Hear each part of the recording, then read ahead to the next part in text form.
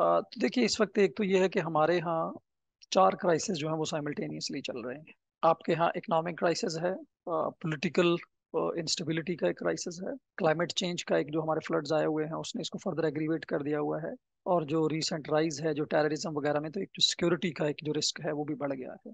खासकर जो political instability है, उसने जो है वो मुझे लगता है कि हमारी जो ये जो इकोनॉमिक डाउन टर्न है या जो इकोनॉमिक क्राइसिस है इसको फर्दर स्ट्रेंथन किया है, दो तीन वजहों से। कि एक तो जो गवर्नमेंट्स हैं वो पॉपुलिस्ट डिसीजंस ले रही हैं, लोगों को खुश करने के लिए डिसीजंस ले रही हैं, क्योंकि ये साल इलेक्शन का साल है। चाहे जो एक फैसला चल रहा है अक्टूबर में तब होते हैं या अप्रैल में या जब भी होते हैं स्प्रिंग, बट ये है कि ये इलेक्शन का साल, उसकी वजह से जो गवर्नमेंट्स हैं वो जनरली पॉपुलिस्ट मोड में होती हैं, वोट को देख रही होती हैं। तो एक तो ये जिसकी वजह से बहुत ज्यादा जो रिफॉर्म्स हैं वो फिर डिले हो।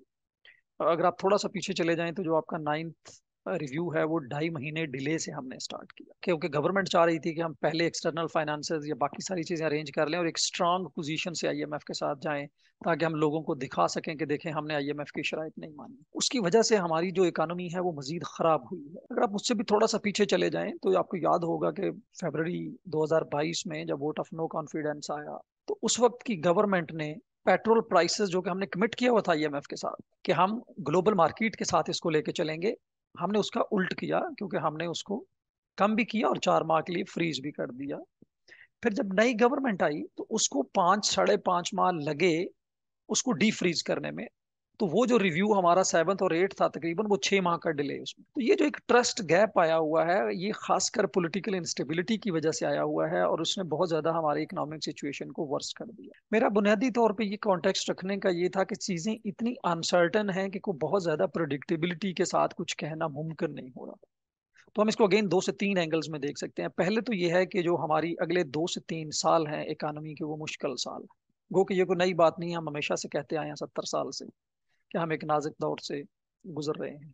बट इस वक्त जेन्युइनली हम एक नाजुक दौर से गुजर रहे हैं, क्योंकि बहुत कम हुआ है कि 3 4 क्राइसिस ओवरलैप हो गए हो। जैसे मैंने कहा, इकोनॉमिक क्राइसिस है, पॉलिटिकल क्राइसिस है, क्लाइमेट क्राइसिस है और सिक्योरिटी का रिस्क है। ये चारों इकट्ठे हो गए हैं एक ऐसे टाइम पे जब मरकज में जो गवर्नमेंट है वो स्टेबल नहीं, उसको पता नहीं है कि कब क्या होना है, इलेक्शंस की डेट्स कब आ जाएंगी, सुप्रीम कोर्ट का क्या हुक्म आता है, ये सारी चीजें बहुत अनसर्टन है। तो हमारी जो इकोनॉमिक ग्रोथ है वो बहुत लो रहेगी अगले 2 साल में, और इन्फ्लेशन जो है वो बहुत ज्यादा रहेगा। तो आम आदमी के लिए जो इकोनॉमिक सिचुएशन है वो बहुत ही बदतरीन है, कि एक तरफ तो उसकी इनकम कम हो रही है और दूसरी तरफ इन्फ्लेशन जो है वो बहुत तेजी से बढ़ रहा है। इन टर्म्स ऑफ डिफॉल्ट मुझे लगता है हमारे और डिफॉल्ट के दरमियान इस वक्त आईएमएफ है। अगर आईएमएफ इस प्रोग्राम से हम निकल जाते हैं और हम ये 9th रिव्यू को क्लियर नहीं कर पाते, तो मुझे लगता है कि फिर बहुत ज्यादा चांसेस हैं कि हम डिफॉल्ट कर जाएं। लेकिन चूंकि अभी जो बात चल रही है, आईएमएफ अभी तक एंगेज्ड है, तो जब तक हमारी आईएमएफ के साथ एंगेजमेंट है, आपको डिफॉल्ट का रिस्क लो है, बहुत कम है रिस्क उसमें। और जो अभी तक सुनने में आ रहा है वो जो हमारा एक मेजर शर्त रह गई हुई है जिस पे आईएमएफ अभी तक हमारा स्टाफ लेवल एग्रीमेंट जो है वो साइन नहीं हुआ है, वो ये है कि जो हमारा एक्सटर्नल फाइनेंसिंग अरेंजमेंट्स हैं वो शायद उस तरह से अभी पूरी नहीं हो पाई। हमें कमिटमेंट्स जो है आईएमएफ को भी हमारे जो यूएई और सऊदी अरेबिया खासकर इनसे नहीं मिल रही हैं अभी। आईएमएफ शायद जो है वो को बहुत स्ट्रॉन्ग किस्म की कमिटमेंट्स, रिटर्न कमिटमेंट्स इस तरह की चाह रहा है। उसमें जो डिस्कशन है अभी मार्केट में वो ये है कि शायद वो हमें इस एक आध हफ्ते में मिल जाएं और फिर हमारा स्टाफ लेवल एग्रीमेंट हो जाता है। तो मुझे लगता है कि अगर हमारा ये 9th रिव्यू क्लियर होता है, स्टाफ लेवल एग्रीमेंट होता है और आईएमएफ वापस आ जाता है, तो शायद हमारे जो डिफॉल्ट के रिस्क हैं वो बहुत कम हो जाए। लेकिन एक बात जो मैं बार बार कहता चला आ रहा हूँ कि आईएमएफ प्रोग्राम को री अगेन करना या उसको बैक ऑन ट्रैक लाना या उसको मुकम्मल करना शायद इन इट सेल्फ कोई इख्तिताम नहीं, ये बल्कि एक इब्तदा है एक बहुत लंबे रिफॉर्म्स प्रोग्राम की जो हमें लेना होगा। क्योंकि अगर आप इस ले भी आते हैं और इस आईएमएफ का प्रोग्राम ये वाला जब खत्म होता है, तो उसके बाद भी हमें अगले 3 साल तकरीबन $35 बिलियन चाहिए हर साल, अपनी जो डेट रीपेमेंट्स और उन सारी चीजों के लिए। तो वो मुझे लगता है कि शायद हमें एक और आईएमएफ प्रोग्राम है जो वो लेना पड़ेगा, 24वां प्रोग्राम। और मैं बार बार ये कह रहा हूँ कि अगर हमें जरूरत हो एक और आईएमएफ प्रोग्राम की, तो हमें इससे शाय अवे नहीं करना चाहिए, क्योंकि आईएमएफ का प्रोग्राम लेना बेहतर है बनिस्बत उसके कि हम डिफॉल्ट करने के बाद आईएमएफ की तरफ जाएं। आप बांग्लादेश का इसमें देखते हैं, वो हमसे बहुत अच्छी कंडीशन में थे, लेकिन उन्होंने थोड़ा सा रिस्क आया उनको एक्सटर्नल मार्केट की वजह से, कमोडिटी प्राइसेस की वजह से, तो उन्होंने $45 बिलियन के रिजर्व्स हैं, उनके होने के बावजूद उन्होंने आईएमएफ का प्रोग्राम सिक्योर कर लिया। तो जस्ट समराइज अगेन कि जो डिफॉल्ट रिस्क तब तक बहुत कम है जब तक आईएमएफ हमारे साथ है। हाँ, अगर आईएमएफ यहाँ से निकल जाता है तो हमारी डिफॉल्ट का रिस्क ज्यादा हो जाएगा, क्योंकि जो दोस्त ममालिक हैं उन्होंने भी यही कहा है कि हम आपको तभी सपोर्ट करेंगे अगर आईएमएफ आपके साथ। देखिए, मेरा ख्याल ये अच्छी बात है।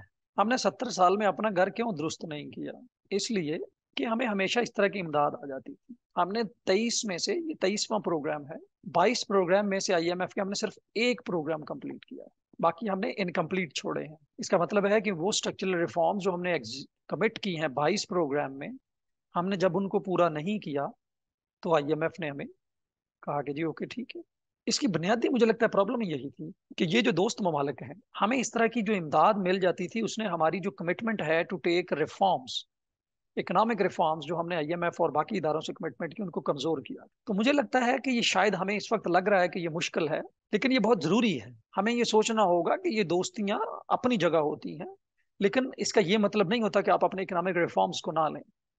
तो इस वक्त जो हो रहा है ये शायद बेहतर हो रहा है, और यही कह रहे हैं फ्रेंडली कंट्रीज के भाई पहले आप रिफॉर्म्स लें, आपने जो आईएमएफ के साथ कमिट किया उसको पूरा करें, फिर हम आपको पैसे दें। तो आई थिंक ये एक ब्लेसिंग इन डिसगाइज है, जिसको यूं मैं कहता हूँ। शायद हमें अभी ये मुश्किल लग रही होंगी चीजें, जज्बाती हैं हम थोड़े से बतौर कौम भी, जो हमें नहीं होना चाहिए। एक एक तो ये हमारे लिए वैसे ही बायसे शर्मिंदगी होना चाहिए कि हम हर 2-4 साल के बाद ये फ्रेंडली डिपॉजिट्स पे चले जाते हैं और इमदाद पे चले जाते हैं। वो हम इसलिए जाते रहे हैं कि हमने रिफॉर्म्स नहीं किए, हमने अपनी इकानमी के स्ट्रक्चर्स को दुरुस्त नहीं किया, हमने अपनी गवर्नेंस को दुरुस्त नहीं किया, इकोनॉमिक गवर्नेंस को। तो ये मुझे लग रहा है कि बेहतर हो रहा है, और हमें ये रिफॉर्म्स लेनी चाहिए, और तभी हमें जो है ना वो इन क्राइसिस से एक सस्टेनेबल तरीके से बाहर आ पाएंगे। वरना हम 70 साल में नहीं आए, और अगर हमें इसी तरह की इमदाद मिलती रही बगैर उसको लिए, रिफॉर्म्स को लिए, तो वो होता रहेगा।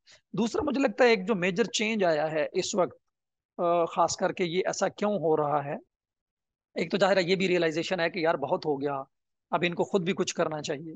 तो एक तो ये रियलाइजेशन भी है, लेकिन एट द सेम टाइम अगर आप देखें कि गल्फ कंट्रीज या जो बाकी ममालिक हैं हमारे उस एरिया में, सऊदी अरेबिया, यूएई, कतर वगैरह सारे, तो वहां भी एक थोड़ा सा ये चेंज आया है कि पहले शायद एक बहुत ही तमाम जो है वो तकरीबन सारा तेल बेचने का पैसा होता था, ऑयल का पैसा था सारा। अब वहां भी इकोनॉमिक डाइवर्सिफिकेशन हो रही है साथ साथ, और साथ साथ ये हो रहा है कि इकोनॉमिक डाइवर्सिफिकेशन के साथ साथ जो लोग हैं वो अब उस गवर्नमेंट का, उस पूरे इकोनॉमिक सिस्टम का हिस्सा बन रहे हैं। तो उन गवर्नमेंट्स के ऊपर भी एक प्रेशर है कि आप ऐसे बिना किसी मतलब के, बिना किसी कमिटमेंट को लिए, रिफॉर्म्स के लिए कैसे आप लोगों को दिए जाते हैं चीजें। तीसरा, मुझे लग रहा है कि जो चाइना है खासकर, तो यहाँ पे दो वे रियलाइजेशन जो है वो बड़ी अच्छी चल रही है। कि एक तो ये कि चाइना को भी, खुद को भी चाइना देख रहा है कि मैं एक प्लेयर बनूं ग्लोबल सिस्टम का, ग्लोबल फाइनेंशियल आर्किटेक्ट का एक बड़ा प्लेयर जरूर बनूं, लेकिन मैं मुतबादल ना बनूं। जिसकी वजह से वहां भी यही है कि आप पहले आईएमएफ को एंगेज करें, फिर हम आपको सपोर्ट करने के लिए तैयार हैं। और मेरा ख्याल है होना भी यही चाहिए कि हमें इस तरह की इमदाद से बाहर आना चाहिए जो बगैर किसी रिफॉर्म्स के आती है, और हम फिर पिछले 4-5 साल के लिए डिले पड़ जाते हैं, फिर क्राइसिस आता है, और फिर हम इसी तरफ से गुजर रहे होते हैं। मजीद न्यूज अपडेट्स और डिजिटल स्टोरीज के लिए सब्सक्राइब करें डॉन न्यूज पाकिस्तान।